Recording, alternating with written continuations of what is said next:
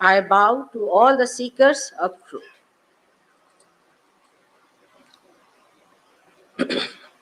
As I told you yesterday, that when we are seeking truth, whatever we find through our central nervous system is the truth. The rest of it is either your mental projection or your emotional projection or your physical projection. It has no connection with reality. For example, a person says that one can cure cancer with such and such medicine. Now, if that medicine is found out, is being practiced, and is being established as the real cure for cancer, then one can accept such a statement of a person that it's the true statement. Otherwise, it is still in the process of being a hypothesis, is not the truth. But there are so many other mental projections we have, which is really sometimes very surprising, and people feel aghast with the kind of projections we use to stop the progress of human beings as a whole. First of all, we do not think human being as a whole. We think that human beings are all divided into various parts. God never created this universe with that idea. It was one world that he created. Only thing, to create some variety, he had different types of faces, features. That he did just because without the variety you cannot have beauty. So, as a whole, if you have to see the humanity, we have to understand many mistakes we have committed. Otherwise, there is no end to our destruction. Today, we are standing at the brim of a great disaster. It's a great shock we are awaiting. With whatever we have done so far in science, in mental processes, in building up our political, economic, big enterprises, all those are standing at a point where we are lost and we don't understand how are we going to go further. The reason is the mind, which is more Western mind, I should say, not the Eastern mind. But the Western mind goes ahead thinking of the future which does not exist. And when it enters into that area which does not exist, it creates so many problems of very localized type, in the sense that it has no relationship with the whole. For example, our whole science is based on analysis.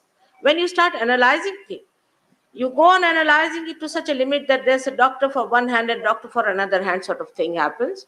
Apart from that, when you go on analyzing things like that, you do not know what you are doing. Is it detrimental to the whole or not?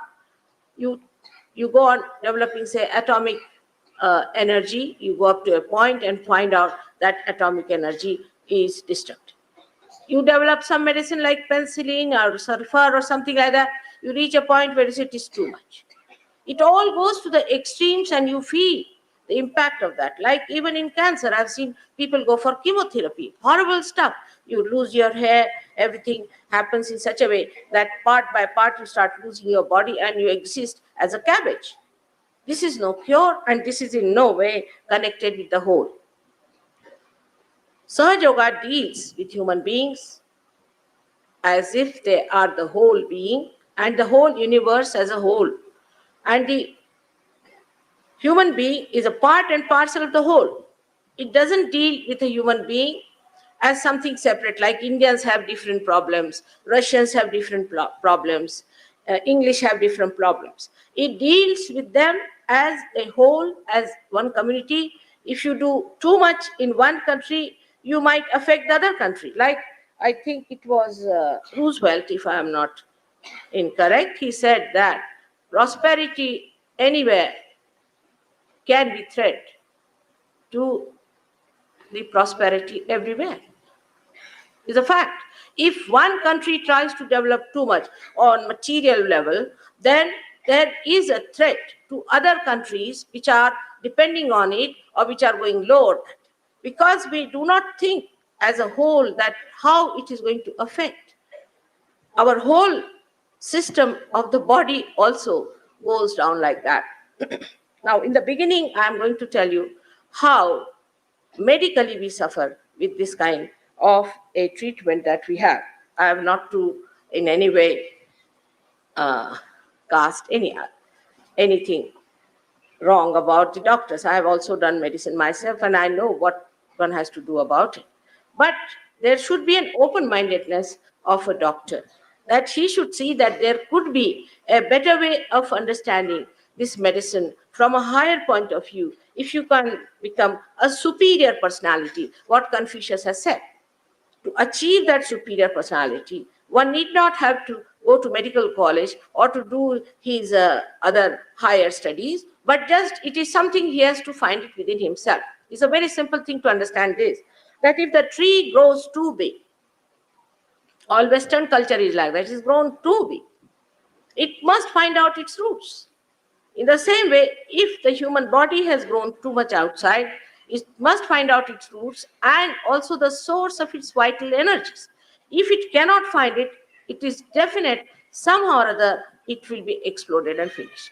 Now we should think that the Western countries are very much advanced. I think they are really on the verge of destruction. The reason is they have gone so far with every kind of nonsense, like immorality. To them, morality is a nonsense. Like Mr. Freud, who was just a half-baked personality, I think, suffered from cancer, he had all kinds of complications, mentally he was absurd. Such a person was accepted as a guru for them. They even discarded Christ because Christ said that thou shalt not have adulterous eyes. Now, how many Christians will find out like that?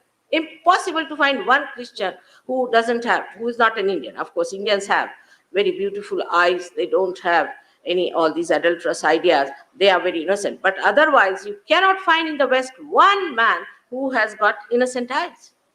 The reason why Christ said this was not that he was not a medical man. He knew medicine better than so many of the doctors we have. He used to also cure people just by touching them. So why, when you have adulterous eyes, when you put your eyes outside with adultery, what do? You develop a very serious disease with it, which we call as the problems of the Muladhara. Problems of the Muladhara give you so many diseases which we cannot cure otherwise, which we call them as incurable. I don't want to name them because it will have an effect on people who have these diseases. Now, this Muladhara is the first center we have within ourselves.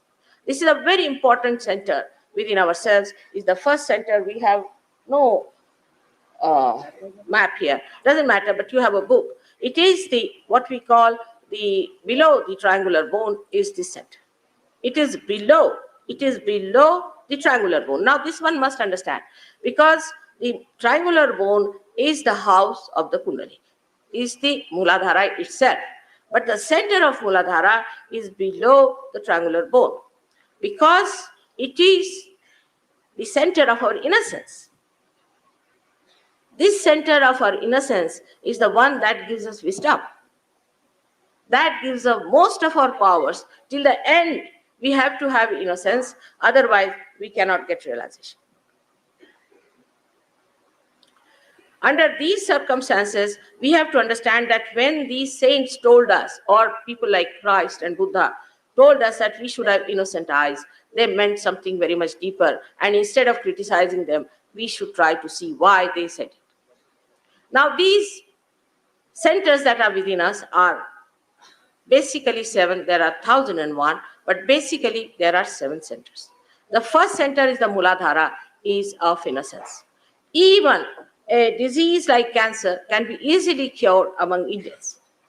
Disease like heart can be easily cured among Indians, but very much less with the Western mind. Because the Western mind is itself is ego personified. It is so egoistical. The doctors, the patients, everybody is so egoistical.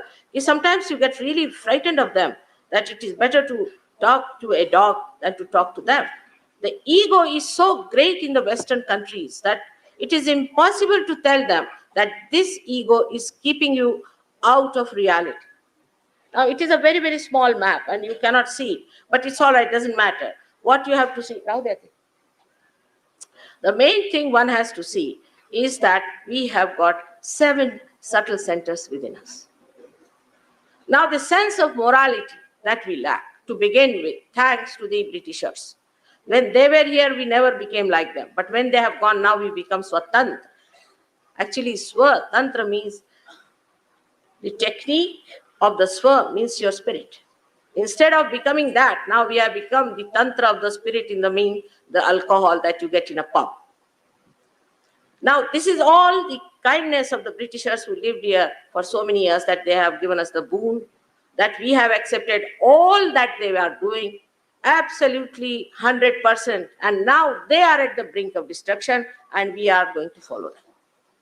Those people who have no sense of morality are more prone to diseases than the people who have sense of morality. I met a doctor in England, and he said, I was amazed that Indians are living with all these mosquitoes and parasites and this, and they exist. Here we cannot exist. We cannot exist even for 10 days. I have got disciples who come here and they get sick when they come here because they can't bear all the so-called discomfort that they have to go through. They get mosquito bites, they get all kinds of things, and they feel horrible. They think this is sort of an aggression of some parasites on India. But we see our Indians are quite healthy people. The reason is they are moral. If they were not moral, they would have been finished or not. But they are moral people. Their morality is keeping them.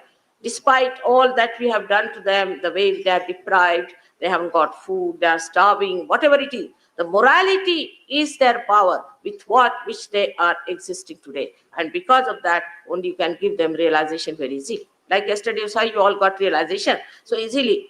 Can you imagine such a thing in England or anywhere where I go to about 14 countries. Oh God, I have to work for days together, wreck my hands and legs and everything. It pains me so much to raise their kundalini because they have no sense of morality. Here there must be some people who are like them, no doubt. But the crowd is such, the whole public is such which believes in the moral sense, in the morality of this country. And that's how it is easy to give them realization. So I bow to these people who are coming from villages, from smaller places, who are supposed to be very not so sophisticated, not so rich, nothing. But they have one great power within them, is their morality. And in these modern times, if anybody wants to talk about morality, she is an out-of-date person. First time I went to America, it was in 73. And they had started all these perversions, which I do not want to name in this holy areas. I don't want to talk about those things. But when I went and told them, don't do these things, these will cause you troubles, they will give you diseases, they all shunned me. They said, no, we don't want. They preferred such gurus who said, go ahead with it, do more, doesn't matter, you practice it, it's very good, that will help you a lot. All such people became very popular there, while I told them this will trouble you. And when I went now, last year, they used to telephone to me, Mother, we are already in it. We've got AIDS, we've got horrible diseases which are incurable, we are dying, now what to do? And such a mass of people, 65% of young people in America are not males, women, they are all frigid people. They are, if you go and see there, everybody has to go a psychiatrist, because they are all mentally off, I think. Something wrong with them. Are we all going to become like that, or we are going to come back to our moral sense in India? Now, because of these moral ideas and because of our high ideals, perhaps there are hypocrites also. No doubt, we have hypocrites. But doesn't matter. Hypocrites are hypocrites. Let us now devote ourselves to one idea, that I will become so powerful that nothing can tempt me to become immoral. That is very important. That is what is Sri Ganesh. Sri Ganesha that we have, this Maharashtra is a great country where we have got Ashtavinayakas. Ashtavinayakas are something that have come out of the Mother Earth. As it is said in the Bible, that whatever is produced by Mother Earth and by the sky should not be reproduced and worshipped. Because people started reproducing, selling those murtis and all that. But it has talked about the Swayambhu. And these Swayambhus are in this Maharashtra, that has saved Maharashtrians from getting into lives which are not moral. But I hear I'm surprised I hear the elite class is very anxious to become westernized, you see. And let them be westernized, I don't mind. But they should now go to Houston and stay there. They have got better hospitals than they have here. This is what you are in for. And as a mother, I'm sorry, I have to tell you very frankly, there's nothing to be learned from these wretched people. This is the word I have to use, I'm sorry to say, because I have seen them in and out, and I'm shocked the way they are. There is no purity about the mother. This Freud had no purity of the mother, and that's what he has taught it. The second center, we can say the center important point is your own mother, the Kundalini, which is a pure thing, is purity, is the Shuddha Icha. Now, how can you talk to these people? I have no words to say. They have no pure ideas of purity, no relationship of purity. Every woman to them, every man to them is nothing but a horrible sex point. I shouldn't say all these things, but because I know there are people who are taking to this Western culture so fast because it is Western, I better warn, be careful on that. Your children will become hippies, they'll take to drugs, they'll get into all kinds of dirty habits and filth, and they'll come back with horrible diseases which are incurable. All such people who believe in the Western culture should go and settle down there and enjoy themselves. It's better to leave this country alone. This is what we have to understand, that all those people who believed that what's wrong? What's wrong? The wrong is not only physical, it is mental, emotional, and worst of all, it is spiritual. In every way, it is wrong to be immoral. And that is what is dharma, is the 10 valencies within us. These 10 valencies are nothing but dharma, which was preached by all the great saints. We can start it from Adinath, we can say Lao Tse, we can say Confucius, we can say Zoroaster, we can say Muhammad Sahib, we can say Nanak Sahib, we can say Janaka, we can say all of them are the representation or manifestation of Dattatreya, which we know very well in Maharashtra what is Dattatreya. But despite all that, we do not know, we will worship Dattatreya and we will not follow him. This is the only problem we have, that we have all the ideas, we have all the capacity to understand that this is something great, but we have no power to follow it because we are not samarth. We are not equal to the meaning of a human being. If we are powerful, then it is easy, it is much easier to be virtuous and righteous than to be something else. But it is not so, because people find it is easier to become nasty and violent than to be good and righteous and kind. Is very difficult for them, which is a natural thing for all of us to be. So this is what is the second place we come to the triangular bone of Kundalini, where she resides. She resides in 3.5 coils. Now this is the residual energy I told you about. Within us there are, as I told you, there are 3 powers, subtle powers which work out. The other day, another college friend of mine told me that they have discovered that before the thought comes in, there is the activity doesn't show in the brain. So the pre-thought activity doesn't show in the brain. That means it is coming from some subtler force. I said it is in the medulla oblongata and the brain, it works out. Now we have got 3 channels. One is the channel on the right hand side, as we said it, and the another on the left hand side, which crosses over at the agya, and they fall down. And there is the central path of evolution within us. Now the subtler side of these 3 nadis is the first one, as I told you, on the left hand side, is we call it as Mahakali power. Now for people who have never even heard the name of Mahakali, is shocking. What is mother talking about? Yes, it is the Mahakali power. And this Mahakali power gives you the left sympathetic nervous system. The right one is the Mahasaraswati power. This one gives you the right sympathetic nervous system. The central one is the Sushumna. This is the path of our evolution. Throughout, we have evolved through this path of Sushumna, where you ascend up to the Sahasrara, and when you cross that, then you become a realized soul. This is called as the Mahalakshmi's power. Mahakali, Mahalakshmi, Mahasaraswati, and three of them put together in the brain, then become the Adi Shakti, the primordial mother, and that also we call it as the Adi Shakti's seat, that is above your head. Now you'll be surprised in this Maharashtra, we have got all these 3.5 matras being expressed through the Mother Earth. Imagine this Maharashtra, how great it is. It has got Ashtavinayakas and 3.5 coils of these things shown here. Now people don't know where they are. They don't know. They are not bothered. They are so great in English, that they know more of folk and things. They know about whiskies, but they don't know about what a great blessings God has laid for us in this country. Let us come back. It's not Hinduism. It has nothing to do with Hinduism and Islam and all that. I'll also tell you about Islam.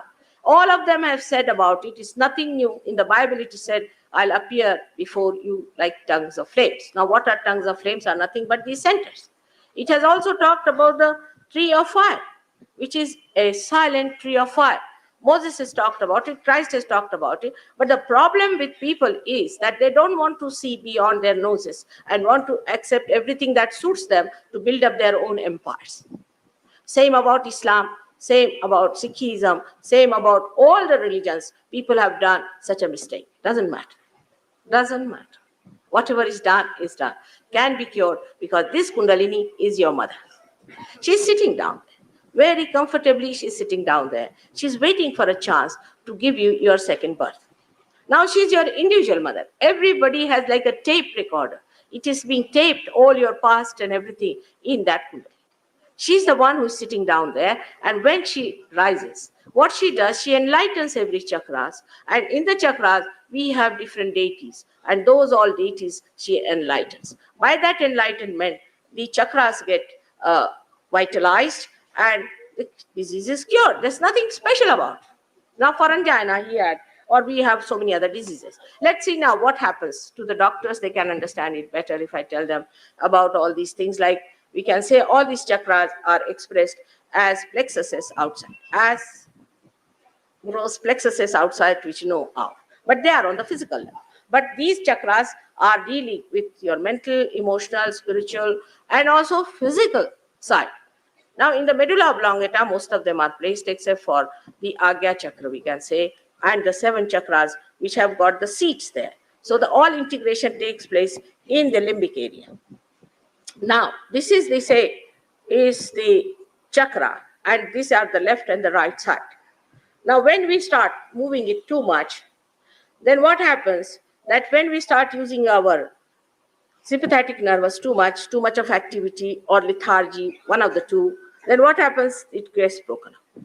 The relationship with the whole is broken up, and you become on your own. One of the cells becomes on its own. That's how it becomes malignant. When it becomes malignant, you see, an ego-oriented person, if you meet someone, you become ego-oriented. A person I've known who has been very humble, good, moral, he goes to England, he talks like a horse. You just can't understand what happens to him, because you meet other horses, you become like a horse yourself. You behave like a horse all the time. You go on behaving in such a manner that there is nothing of humanity left in you. So this what happens, that the cell itself becomes malignant, and such cells start eating other cells, and cancer is set. Now a simple thing we do, it is a tattva, it is the principle on which we work, is this: raise your Kundalini. Once you raise the Kundalini, what happens, that the center gets vitalized, comes back to normal. Once it gets to the normal, it gets connected with the whole, you get your cancer all right. It should be all right, not necessarily in everyone, but in most of the people it can work out. But as soon as I talk about healing, that's why I didn't want to talk here. Immediately everybody will try to find out how many relations they have got who are sick, and bring all of them on my head to be cured. This is not the point. The point is you have to become the doctors yourself, as Mr. Marotrans told you very kindly, that you have to become a realized soul and you can cure them. Mother doesn't have so much time, so let us do it. You all can become doctors. Even a little child knows it, because what happens that when you become a realized soul, then your fingertips can feel the centers of another person and of your own. They know what's the problem with that other person is. You need not tell that person that you have got cancer, but you know if somebody is going to die, what happens. These things are to be decoded. That's what only I have done, is to decode it, because I had to decode. That's my job. After decoding, you must practice it and see for yourself that these fingertips, 5, 6, and 7, are the 7 centers. These 5, 6, and 7 are 7 centers of the right hand side. Now, if you put them together, they form 7 centers like that. So you can find out if the person is suffering on the emotional side or is suffering on the physical and mental side. You can find out on your fingertips. Only thing you have to know is the permutations and combinations, how it is working out, what happens. For example, for angina, now is a left Vishuddhi, as we call it, on the left side, left Vishuddhi and the heart. If these two combine, then you get an angina. Angina is caused by lethargic heart that becomes lethargic. It cannot produce any more pumping. Because sometimes the arteries are thickened and all those things. But it is not difficult to cure it, because if you can put your effect on the Kundalini to come up here and make it rise, it will work out. Like in his case also, same thing happened, that when Kundalini came up to the Vishuddhi chakra, you see, the heart tried to, it is a combination. The heart pushed, because heart got the information, it pushed itself out and the whole thing opened up. And I knew that he was all right, so I got into the car and went away, but he felt quite nervous. How is it she's just gone away? Because I knew he was cured. You can know, you can cure. The other day, somebody came to me and he said he has got angina. He was very serious and he had to go to Houston. I said, all right, I treated him and he was improving. I said, it will take some time, but he couldn't help it. He came to London. Again, I treated him. I said, you're all right. Believe me, you're all right. There's nothing wrong with me. So I went to Houston despite all that. And the Houston people said that all your tests are wrong. It's all hospital's mistakes. This, and he went to the best hospital in Bombay. So it is nothing special. It's nothing great. I can tell you this much. It is only that you have to use your residual energy to come up and then connect you to the mains, so that your energy is all the time flowing into you. You feel the energy all the time, like when you are going in the car and the car is filled with petrol, but it goes being used up and you find that petrol is finishing. Then you get worried and you get attention about it. But supposing there's a way or method where you can have eternally petrol running into your car, you are not bothered. But this is not the only thing happens. So many things happen, which I will tell you in Marathi language later on. I hope you don't mind, because I think we should come to some language compromise. I must say, you are all living in Maharashtra, and Marathi language is one of the most enriched language as far as Kundalini is concerned. Thank God I was born in Maharashtra, I say, because not only about Kundalini, but it's a very rich language. And the plays and everything so full of moral values. Such a beautiful, of course, now we have some horrible people who are trying to copy the West people, and some intellectuals are going down. And there are some, of course, very rigid, old style people also. But in between, if you see, it's a beautiful language and one should try to learn it. It's all my disciples are trying to learn Marathi language. I don't say it should become a national language or anything. Hindi itself is a very great language, no doubt. We should have a national language. But those who are living in Maharashtra should know Marathi language, which is such a literary language. It's such a cultured language that if you know it, I mean, it is so great and deep, you cannot imagine that the whole thing is so historical. The Maharashtri was the first language that came out of the first Prakrit. First the Sanskrit, then the Prakrit, then the Sanskrit, and then came the Prakrit. In that second Prakrit came out, the first language was Maharashtri, Magadhi, Paishaji, all these 5 languages, out of which the Maharashtri remained the same, the other languages took other forms. So it's the original language, and people have worked very hard on Kundalini in this part of our country, which is such a rich heritage we have. Of course, we have some rigid people who talk too much, who read too much, who are eccentric, who, I know all that has to be a part of it. You cannot help it. But that doesn't mean that people are not understanding here the deeper side of human being. It is in this country, in this part of the country, people have gone to the roots from the very beginning, from the Dattatreya's time, even earlier than that. In this country, they have worked it out, and they have found out the basis on which we decide. So it's a very great thing that we have got people like Markandeya, we had people like Shandilya, we had people, very great people we had, we can say those who gave realization to Indras and all those things. So this is what this country is, the place where the Nath has, where Machinder Nath, Gorakhnath, all these people lived in this country where they worked for the Sahaja Yoga, where they gave realization to people in a very sacred manner. Because it was so sacred, they kept it a secret also. And they worked it out. They didn't talk about religion. They talked about giving realization of Atma Bodha. And one of them who came out very well from the south is Shankaracharya, who talked about Atma Bodha. But you'll still find people will bring a book of Shankaracharya and argue with me and discuss with me, but not understand what he has said. After realization, you will understand what all these things like Gita or Bible or Quran, all these things mean. So I have to tell you, these 7 chakras are within us, and you've got a book, you can go through and read it.